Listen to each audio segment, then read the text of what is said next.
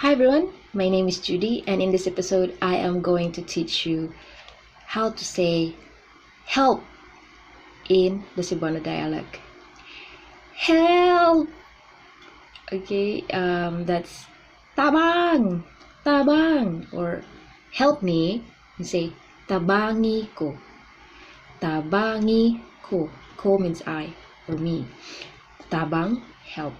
Tabangi ko, help me. Or help! Tabang! Tabang! Help! Of course, you don't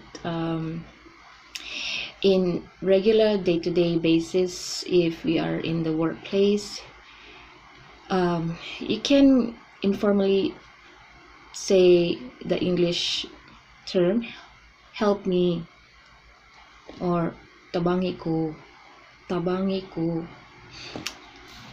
Okay, so help me tabang. Help me improve my videos by commenting down below. Help me increase my subscribers by clicking the subscribe button. Alright, see you guys. Bye bye.